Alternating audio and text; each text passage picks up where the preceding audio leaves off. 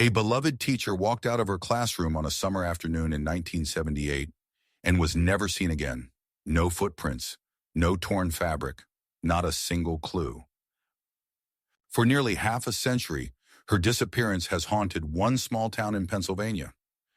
And the truth of what happened on that dirt road remains one of America's most chilling unsolved mysteries.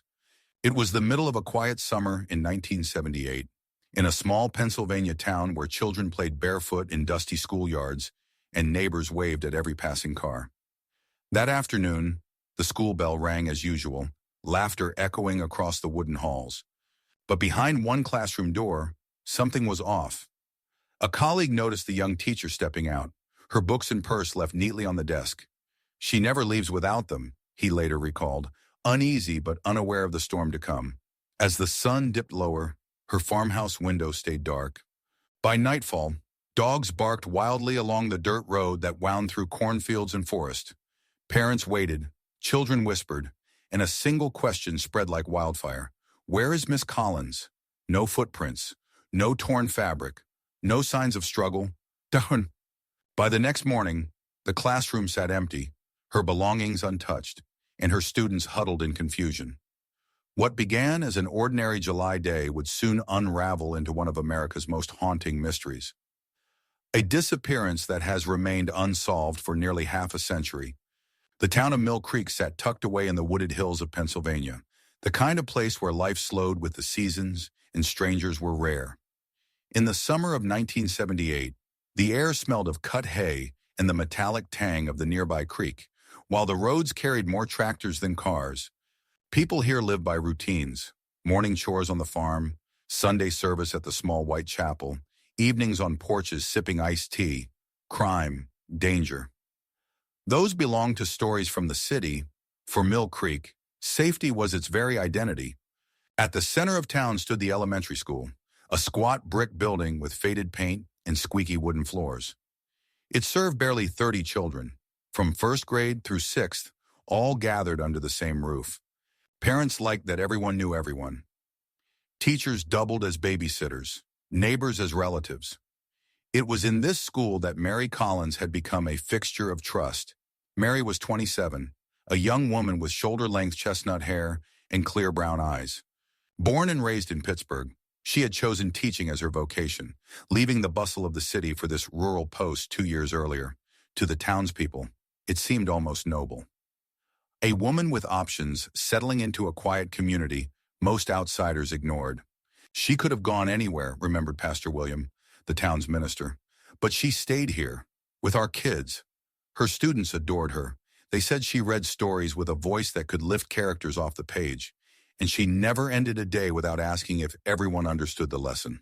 She encouraged them to dream beyond the valley, to imagine lives in colleges, offices, even far-off cities. Miss Collins said I could be a doctor, recalled a former student years later, still holding on to the memory as though it were a treasure. To her colleagues, she was meticulous. Tom Harris, another teacher, noticed how she always arrived 15 minutes early, chalk dust clinging to her skirt, lesson plans organized in color-coded folders. She rarely missed a day, and when she did, it was only for illness severe enough to keep her in bed. Tom once joked she was the type of person who would apologize to a blackboard if she wrote too hard. Mary laughed, but her dedication was no joke. It defined her. Neighbors described her as polite but reserved.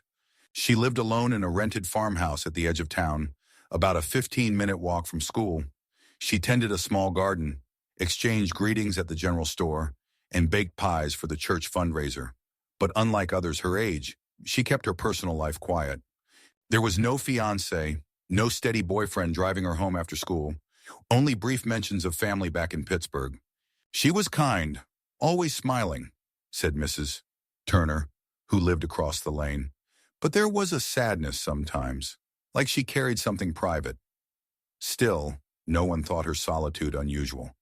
In small towns, teachers were often set apart. Respected, slightly distant, yet woven into the fabric of every household. Parents trusted her with their children. Children trusted her with their secrets. To the sheriff's office, Mary Collins was the last person they ever imagined filing a missing persons report for. Life in Mill Creek was, by all appearances, ordinary. Cows grazed, kids played baseball on dusty diamonds, couples danced on weekends at the VFW hall. Beneath that calm, Mary had built her own rhythm, lesson plans, evening walks, letters exchanged with her mother. Nothing suggested rupture, nothing warned that the fabric of this safe, predictable world would soon tear open. And yet, it would. Because in a town where everyone knew everyone, the disappearance of one woman would feel less like a crime and more like the ground itself had given way. July 15th, 1978 began like so many others in Mill Creek. By mid-afternoon, the heat of the day had settled across the valley, pressing down on the schoolhouse where the children had already scattered home. The hallways echoed only with the squeak of a janitor's mop and the rhythmic chirp of cicadas drifting through open windows. Inside one classroom, Mary Collins lingered. She wiped chalk from the blackboard, sorted a pile of arithmetic homework, and stacked tomorrow's spelling tests into neat rows. To anyone passing by, it looked like a scene repeated countless times before, but there were details that would later unsettle those who noticed them. At around 4 p.m., fellow teacher Tom Harris passed by Mary's classroom. He saw her step out, smoothing her skirt as though she were in a hurry. On her desk, her leather purse remained, along with a stack of lesson plans she always carried home. It caught my eye, Tom would recall years later, because Mary never left without that bag. Never. At the time, he thought perhaps she was just going to the restroom or running a quick errand. He shrugged it off, not realizing he was the last colleague to see her. From the front steps of the school, Mary started down the familiar dirt road. The path was ordinary. 15 minutes at most, past open fields where children played tag, across a wooden footbridge, and then into the small grove of trees that shaded the route into town. It was the same road she had walked every day for 2 years, safe enough that even parents let their children take it alone. Farmers were still out tending rows of corn, and the hum of a tractor echoed in the distance. Nothing about it seemed dangerous. Yet somewhere along that stretch, her trail would vanish. That evening, neighbors passing her farmhouse noticed something odd. The lights never flicked on. Normally by 6 o'clock, Mary would be in her kitchen, a warm glow spilling through the window as she cooked dinner or grated papers. Instead, the house sat in shadow. Dishes from breakfast still rested in the sink, and her bed remained unmade, as if the morning had been frozen in place. At first, no one panicked. Maybe she had walked into town to buy something. Maybe she had gone to visit a friend. In Mill Creek, people trusted that everything had a simple explanation. But unease spread quickly. By sundown, dogs began barking along the dirt road near the grove of trees, loud and restless in a way locals couldn't ignore. Several residents later said it was unusual, almost frantic, as if something unseen had passed. Still, no one connected it to Mary. Not yet. The following morning, however, the weight of that afternoon became undeniable. At 8 o'clock, children gathered in the hallway waiting for their teacher. Her classroom door stood open, and inside, the purse and papers were still neatly arranged where Tom had seen them the day before. The chair was pushed back, the blackboard erased, the room otherwise ready for another lesson. Except for the absence of its teacher, whispers filled the hall. "Where's Miss Collins?" one child asked. "Maybe she's sick," another guessed. But Mary never missed class without notifying the office. By mid-morning, the school staff grew alarmed. Tom Harris, remembering the strange sight of her leaving without her belongings, walked the dirt road toward her farmhouse. He knocked on the door, then called her name around the yard. No answer. Peering through the window, he saw dishes untouched, curtains drawn, the same silence from the night before. At that moment, worry became certainty. Something was wrong. By 10 a.m., the sheriff's office was contacted. Deputies would soon arrive, beginning the search that would stretch across days and decades. For Mill Creek, the ordinary afternoon of July 15th had already hardened into legend. The moment a trusted teacher stepped onto a familiar path and was never seen again. Night descended slowly over Mill Creek, the July sky glowing orange before fading into a deep indigo. On most evenings, the town settled into predictable rhythms. Farm hands returning from the fields, mothers calling children in for supper, the faint hum of radios tuned to baseball games. But that Saturday night, something felt unsettled. Mary Collins' farmhouse remained dark, the front window black where a warm kitchen light usually burned. At first, the silence was brushed aside. Maybe she went to visit her folks in Pittsburgh, suggested Mrs. Turner, her neighbor across the lane. But even she admitted it was odd. Mary had mentioned no such trip, and in a town this small, word always traveled fast. Another neighbor, Henry Fields, remembered hearing his dogs bark furiously near the grove around dusk, growling into the darkness as if they sensed an intruder. He dismissed it at the time, assuming a deer had wandered close to the property. Inside the farmhouse, the stillness was eerie. The breakfast dishes were stacked in the sink, crumbs left on the table as though the day had been interrupted midway. A single lesson plan sat open on her desk, a pen uncapped beside it. The bed upstairs was unmade, sheets tossed back from a hurried morning. For investigators later, these details would feel like a life paused. An unfinished script suddenly abandoned. By 9 o'clock, a few townsfolk began to worry. Children whispered about their teacher's absence, while parents debated whether to call the sheriff. In Mill Creek, missing persons were unheard of. Most disputes ended with a knock on someone's porch, not a police report. Still, as the minutes turned into hours, concern sharpened. At the general store, owner Jack Nolan locked the door and remarked to his wife, "She should have been home by now. Mary's not the type to stay out late." His wife nodded, recalling how Mary usually walked past the shop carrying her satchel, stopping to buy milk or bread before heading home. That evening, no such stop had been made. Across town, Sheriff Robert Hayes prepared to end his shift when a phone call reached him. A parent, uneasy after hearing their child insist Miss Collins never came home, asked the sheriff to check in. Hayes hesitated.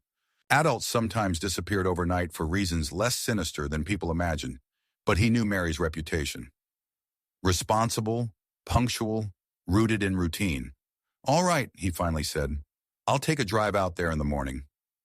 Meanwhile, unease seeped into homes. Farmers lying in bed recalled the restless barking of dogs. Others swore they'd seen headlights from an unfamiliar truck moving slowly down the back road.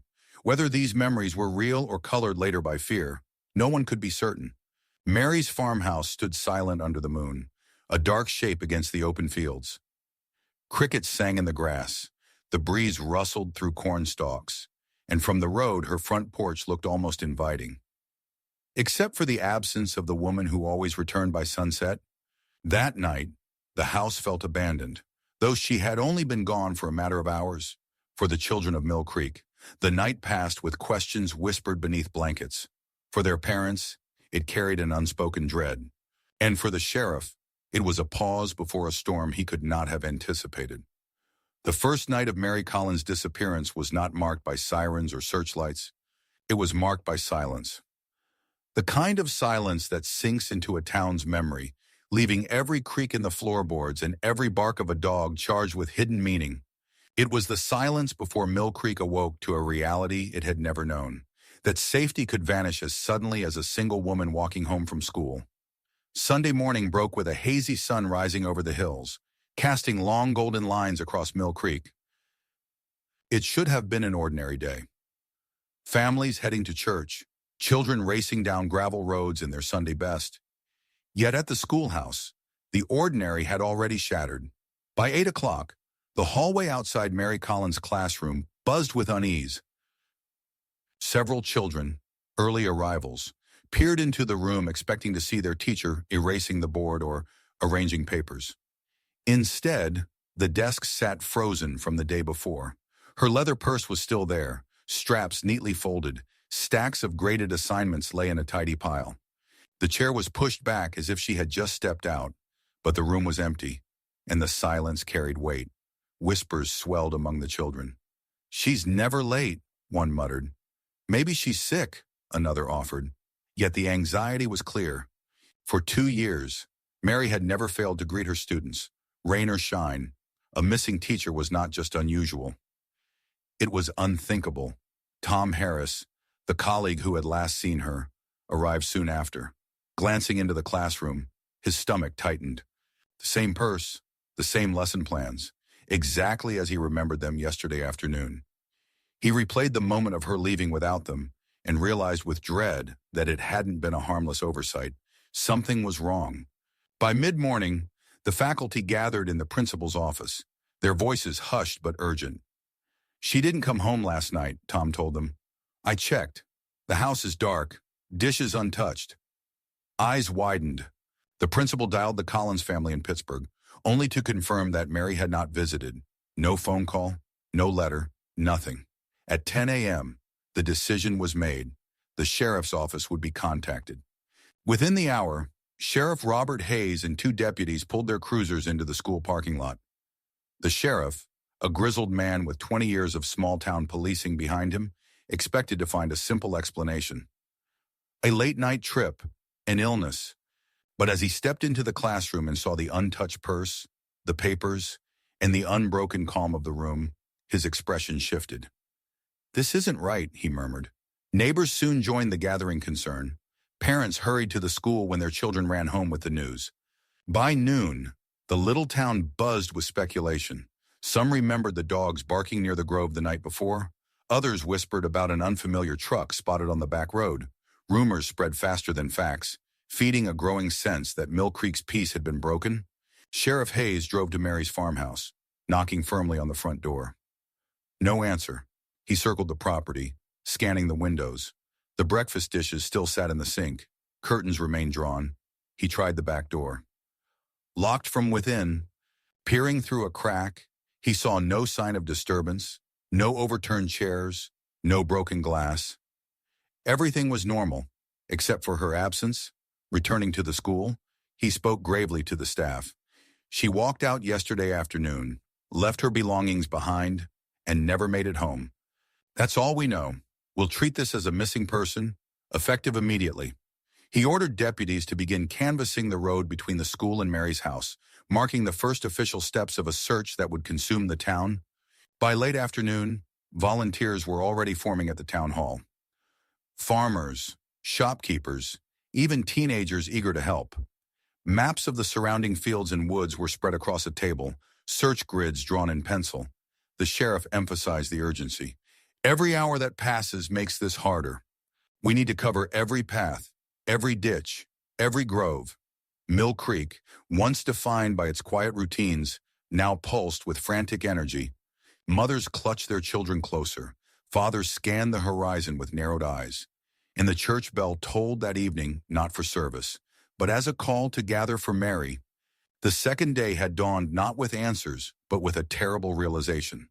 A beloved teacher was gone, and an entire town was about to learn how quickly safety could unravel. By late afternoon on that Sunday, Mill Creek no longer resembled the sleepy town it had always been. Sheriff Hayes had turned the town hall into a command post. Folding tables were cluttered with coffee thermoses, flashlights, and hastily drawn maps. Deputies pinned sections of farmland, dirt trails, and wooded areas to canvas. Volunteers poured in. Farmers still wearing their work boots, mothers who left casseroles cooling on kitchen counters, teenagers eager to prove themselves.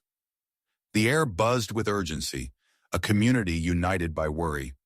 The search began along the most obvious route, the dirt road from the schoolhouse to Mary Collins' farmhouse. Deputies walked in pairs, eyes scanning the ground for footprints or scraps of clothing. Volunteers formed lines through the cornfields, calling her name as they moved. "Mary! Miss Collins!" The voices carried into the trees, answered only by the rasp of cicadas and the caw of crows.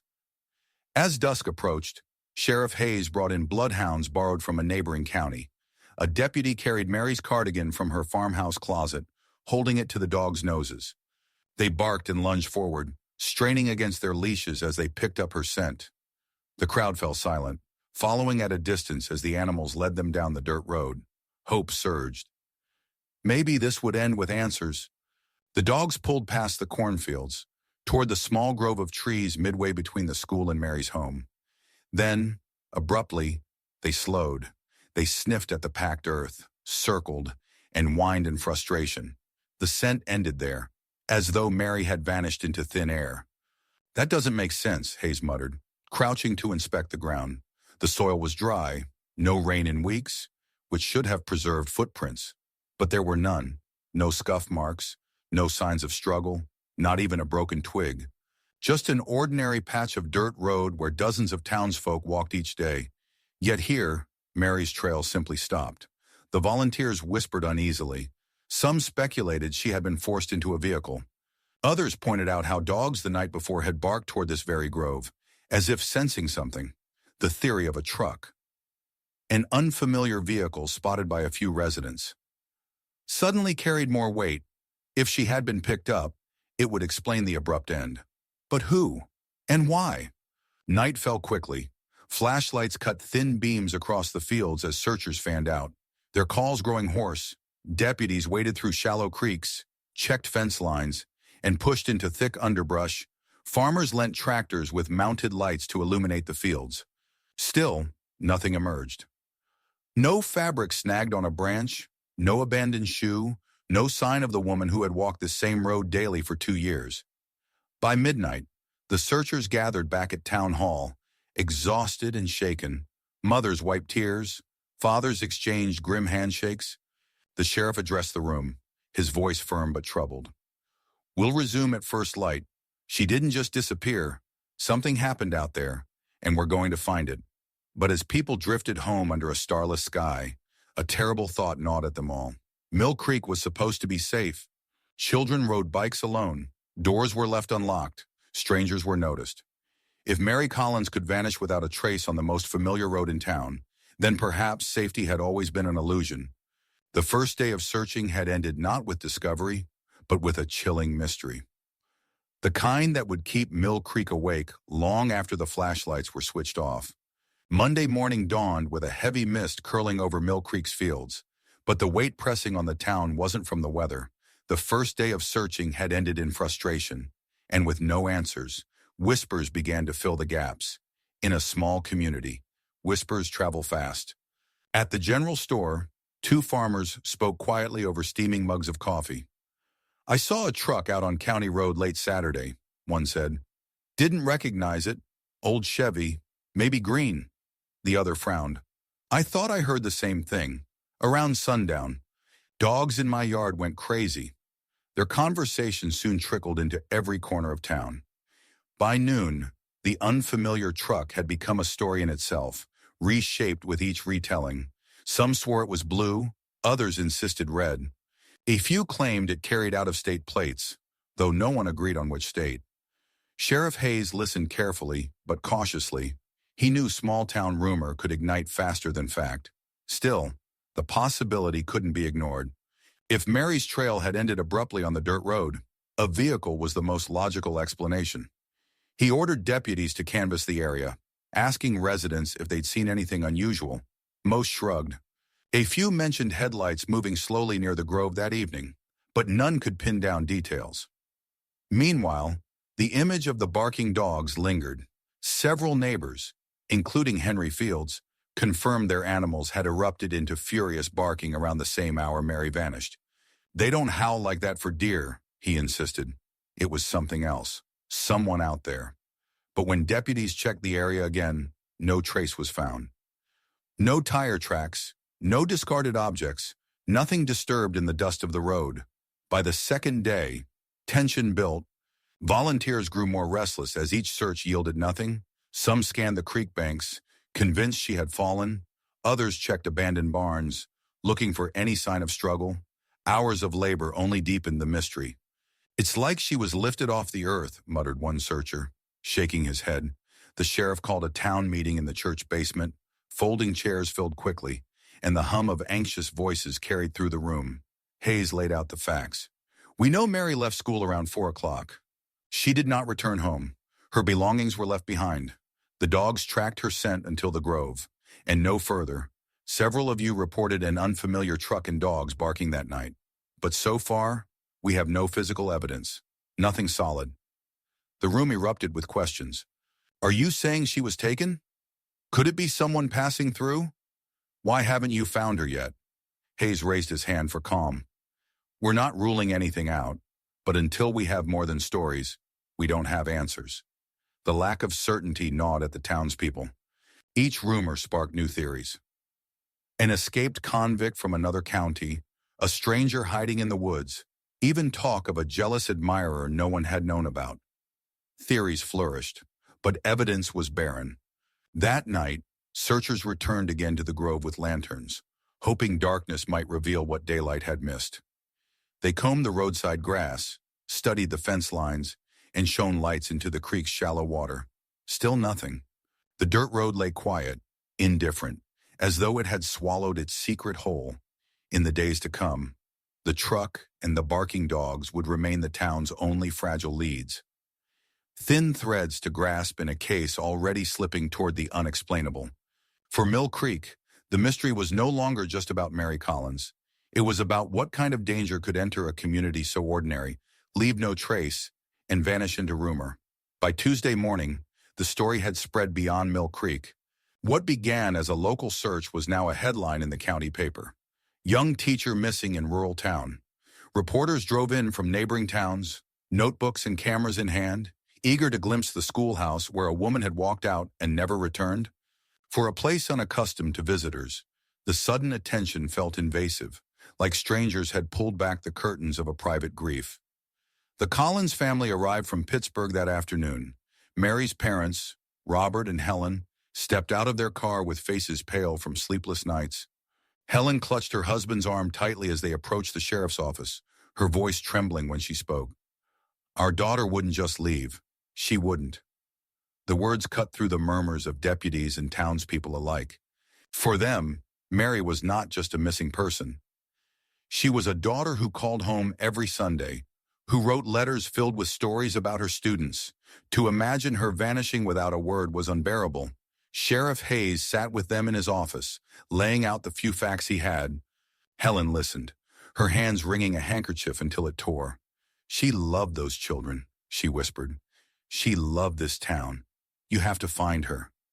Robert, normally a stoic man, leaned forward, his jaw tight. "Sheriff, if something happened on that road, then someone knows. Don't let this be brushed aside." Hayes promised he wouldn't. Meanwhile, outside on Main Street, reporters clustered near the general store, snapping photos of search parties heading out with flashlights and hounds. Locals bristled under the questions. "Did you see the truck? Were the dogs barking louder than usual?" Some answered in fragments. Others turned away. Mill Creek had always lived by privacy and trust. Now it felt like every word spoken might be printed for strangers to consume. At the school, journalists interviewed children as they clutched their parents' hands. One boy admitted, "She told me I could be anything I wanted. She believed in us." A girl whispered, "She never yelled. She always smiled." Their small voices carried into print, transforming Mary from a quiet teacher into a public figure of loss. The church bell tolled that evening, not for a wedding or a funeral, but as a call for community prayer. Families crowded the pews, heads bowed under the wooden rafters, murmuring pleas for Mary's safety. Pastor William spoke gently. "We do not know where she is, but God does. We will hold her in faith until she returns." The words brought tears, but no relief. By Wednesday, the media presence had doubled. A crew from a Pittsburgh television station arrived, their van parked beside the courthouse. Bright lights illuminated the dirt road where Mary's scent had vanished, turning the grove into a stage for the evening news. "A beloved teacher disappears without a trace," the anchor intoned, her voice heavy with dramatization. For the families watching at home, it was surreal. Their quiet valley suddenly broadcast as a mystery to be solved by strangers. Yet behind the headlines and cameras, the grief was raw and private. In the sheriff's office, Helen Collins wept quietly over her daughter's photo pinned to the bulletin board. In the farmhouse, neighbors left casseroles on the porch, unsure what else to do. And in the town itself, every locked door, every shadow, every unknown vehicle stirred unease. Mill Creek had become a town living under a magnifying glass. Its tragedy dissected, its rumors magnified. But for Mary's parents, there was only one truth. Their daughter was missing, and no amount of newsprint could ease the ache of not knowing. As July turned to August, The search for Mary Collins slowed under the relentless Pennsylvania heat. The first days had been frantic. Lines of volunteers scouring fields, deputies combing the creek, reporters staking out every corner of Mill Creek. But as week followed week with no discovery, energy gave way to exhaustion. One by one, the search parties dwindled. Families returned to their farms, the sheriff's deputies rotated back to regular patrols, and the reporters packed up their cameras, leaving behind silence. By September, the Collins farmhouse stood as a symbol of unanswered questions. Its curtains remained drawn, the garden overgrown, a once lived-in space now frozen in time. Helen and Robert Collins stayed for weeks, clinging to the hope their daughter might walk through the door. But eventually, they had to return to Pittsburgh. Their grief carried with them like a shadow. Neighbors tried to maintain the property, mowing the lawn, leaving flowers on the steps, yet the emptiness was undeniable. At the schoolhouse, life pressed forward. A substitute teacher took over Mary's class, though children whispered that no one could replace her. For a time, her desk was left untouched, as if the very presence of her books and chalk offered comfort. But by the next school year, new staff arrived, bulletin boards were redecorated, and her absence became another quiet scar hidden beneath daily routine. Sheriff Hayes refused to close the case, but even his persistence wore thin. Without evidence, there was nowhere left to turn. Each lead ended in dust, the rumored truck never identified, the barking dogs an echo without meaning, the grove yielding no clue. In conversations with deputies, he admitted the truth. "It's like chasing a ghost," he said. "We can't prove she ever left that road, but we can't prove she didn't either." The town, once electrified by fear, began to bury the memory under the weight of normal life. Harvest season arrived, bringing festivals and parades. Children grew older, moving on to middle school. Weddings were celebrated. New families moved in. Slowly, the question of Mary Collins shifted from daily worry to a sad story told in hushed tones. By the mid-1980s, Mill Creek itself began to change. The small farms shrank as young people left for jobs in the cities. The elementary school, once filled with 30 bright voices, dwindled until only a handful of students remained. In 1987, the district merged it with a larger school in the next town. The squat brick building closed its doors, its hallways left to dust and silence. Ashram, Mary's last classroom, where her purse had once sat untouched, was locked up.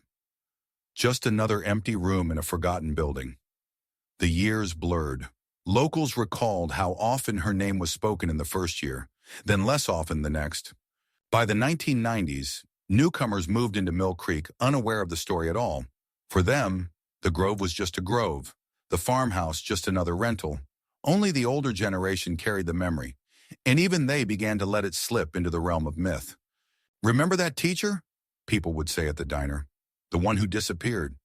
Heads would nod, sighs would follow, but the details grew fuzzy. Time has a way of erasing urgency. What had once been a crisis became a cold case. What had once been a raw wound became a scar. Mary Collins, once a daily presence in Mill Creek, had become a name in an old newspaper clipping, a photograph yellowing on her parents' mantle, and a mystery that no longer drew crowds to search the fields. Yet for those who had known her, the students she taught, the colleagues who laughed with her in the break room, the emptiness lingered. They could not walk the dirt road without glancing toward the grove. They could not pass the shuttered school without feeling the weight of her absence. The town had moved on, but the silence she left behind remained. A quarter of a century had passed since the summer Mary Collins disappeared. By 2003, Mill Creek looked different. New houses lined the outskirts.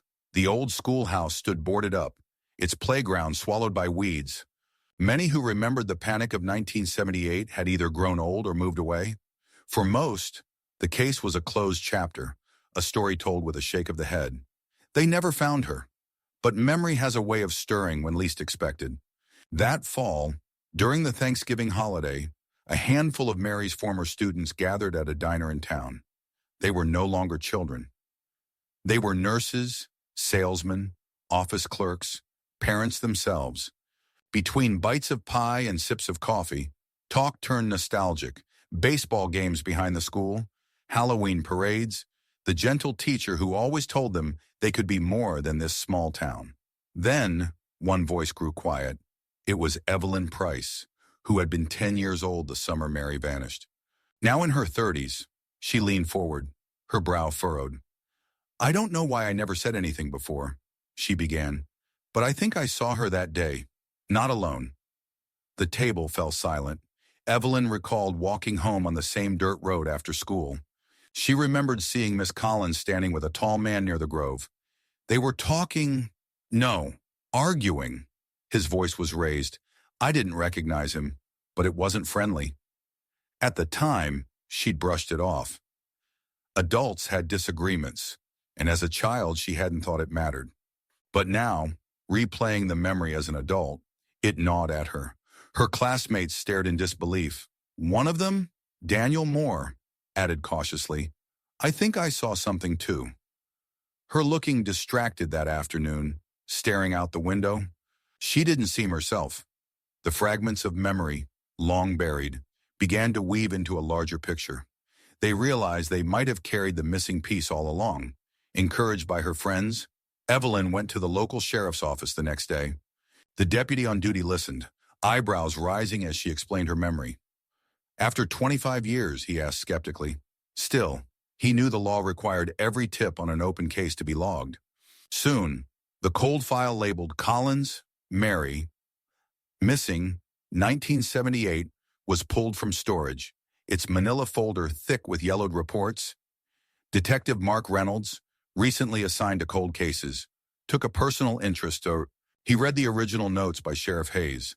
Last seen 4 p.m. Belongings left at school. Dogs lost scent at Grove. Now, Evelyn's testimony added a potential new angle. A confrontation with an unknown man? If that's true, Reynolds said, we could be looking at abduction, not accident. The detective began reaching out to surviving witnesses. He interviewed other former students, some of whom echoed Evelyn's recollection. Miss Collins seemed distracted that day, perhaps worried. One boy, now a middle-aged mechanic, vaguely remembered seeing a man's silhouette near the road, though time had blurred the details. Could have been anyone, he admitted. Reynolds also tracked down townsfolk who had spoken of the mysterious truck. By now, memories contradicted one another. Green, red, blue, Chevy or Ford. But the overlap was enough to reopen speculation. The detective combed through old DMV records, searching for vehicles registered in nearby counties during 1978. The Collins family, still living in Pittsburgh, received the news with a bittersweet mix of hope and pain. Helen, now in her 70s, whispered through tears, "After all these years, maybe someone will finally tell us what happened." For the first time in decades, Mill Creek buzzed again with talk of Mary. Old suspicions resurfaced, and neighbors who had long buried the past began to wonder if the truth had been within reach all along. Yet as Detective Reynolds soon realized, time was a formidable enemy. Evidence had decayed, witnesses had died, and memories were fragile. The trail that had ended in the Grove in 1978 remained stubbornly cold. Still, Evelyn's voice had reignited a fire, the possibility that Mary Collins had not simply vanished, but had encountered someone who wished her gone. Detective Mark Reynolds entered the case in 2003 with determination. He had solved other cold cases before, and he believed that with enough persistence, even decades-old mysteries could be cracked. The Collins file filled half his desk, faded photographs, handwritten statements, search maps from 1978. At first glance, it seemed thorough. But with Evelyn Price's testimony of a tall man arguing with Mary, Reynolds felt a new thread might be waiting to unravel. He started with interviews. Former colleagues of Mary were tracked down. Most had retired. Some had moved away. Tom Harris, the last teacher to see her, now gray and frail, repeated the same memory, Mary leaving her classroom without her purse. "I thought she'd be right back," he said softly, "and I've lived with that mistake ever since." Reynolds noted the guilt, but it added no new facts. Next came the townspeople who'd spoken of the truck. Some still swore by their accounts, but details had blurred beyond reliability. One insisted it was green, another argued it was maroon, while a third admitted he might have mixed it up with a logging company vehicle from the same period. Reynolds felt the ground slipping. Eyewitness testimony after 25 years was like smoke, impossible to grasp. The detective dug through archived DMV records, chasing registrations of old pickups. Thousands of names filled the lists. Many owners were deceased. Others had moved across the country, without license plate numbers. The search was a haystack without a needle. He also explored the theory of someone local. In any small town, feuds and secrets linger under the surface. Could Mary have crossed paths with a resident holding a grudge or an obsession? Reynolds interviewed elderly neighbors, but most shook their heads. She was polite, kept to herself, they said. Never caused trouble. Whatever shadows existed, none pointed to a clear suspect. Weeks stretched into months. Reynolds revisited the grove where the dogs had lost her scent. The road was paved now, lined with new houses, children riding bicycles where volunteers once searched with lanterns. He closed his eyes, trying to imagine the scene in 1978. A dirt track, fading light, barking dogs. He felt the weight of time pressing against him. Whatever trace had existed, it was gone. By spring of 2004, the investigation stalled. Reynolds drafted a report summarizing the renewed efforts, student testimonies, inconclusive interviews, exhaustive record searches. The conclusion was grim. Insufficient evidence to pursue charges or identify suspect. Case remains open. For Mary's parents, still alive at the time, the news was crushing. We thought, after all this time, Helen whispered, clutching her husband's hand, we thought maybe we'd finally know. Robert, once stoic, turned away in silence, his shoulders heavy with defeat. The family's hope, rekindled after 25 years, dimmed once more. Mill Creek felt the disappointment too. For a brief season, the case had breathed life into old conversations, reopened long-shut memories. But as the investigation sputtered, people drifted back into their routines. The school remained boarded up, the farmhouse changed tenants again, and Mary's name returned to the realm of sad legend. Detective Reynolds never forgot the case, but he admitted privately to colleagues that it haunted him. It's like chasing a shadow through fog, he said. Every time you reach for it, it disappears. In his notebook, he scribbled a line, perhaps the truth is buried with those who are gone. And so, for the second time, the search for Mary Collins collapsed under the weight of silence. A town that had once prayed for answers settled again into uneasy acceptance. Mary remained missing, her fate locked away not by malice alone, but by the passage of time itself. 47 years have passed since Mary Collins vanished on that July afternoon. In 2025, Mill Creek hardly resembles the town she once knew. The dirt road where her trail ended has been paved over, lined with suburban-style homes and neatly trimmed lawns. Children ride bicycles where search parties once walked with lanterns, their laughter echoing down a street that hides the memory of a woman who never came home. The old farmhouse Mary rented is gone too. In its place stands a modern two-story house, painted bright blue, with a satellite dish perched on the roof. The family living there knows the history, but only vaguely. Something about a teacher who disappeared long ago. For them, it is just another address, not a shrine of unanswered questions. The brick schoolhouse where she taught is now a community center. The classrooms have been remodeled into meeting rooms, the playground replaced with a parking lot, yet in one corner of the basement, a faded chalkboard still bears faint scratches of writing. A custodian once swore he could make out the words of a spelling list, though perhaps it was only dust and imagination. Most of Mary's former colleagues are gone, and many of her students now approach retirement age. At class reunions, her name surfaces like a ghost. Do you remember Miss Collins? Some nod, others sigh. Evelyn Price, the former student who spoke up in 2003, admits her memory now feels slippery. Sometimes I wonder if I really saw her that day, or if I've just convinced myself I did, she says softly. The certainty she once carried has blurred with time. Mary's younger brother, David Collins, now lives in a nursing home outside Pittsburgh. At 70, his health is frail, but his memory of his sister remains sharp. Each year on July 15th, he lights a candle by his bedside. She was supposed to grow old too, he tells the nurse, his voice breaking. Instead, she's forever 27. In Mill Creek, the story survives mostly in fragments. An old newspaper clipping framed at the town library, a podcast episode that briefly reignited interest, a local Facebook group where residents speculate endlessly but add nothing new. Younger generations scroll past the headlines, drawn more to sensational crimes than to the quiet tragedy of a small-town teacher. Yet for those who remember, the absence still aches. Some recall the sight of deputies lined up with flashlights, others the sound of dogs barking into the night. A few claim they still dream of Mary, standing at the front of the classroom, smiling as she erased the board.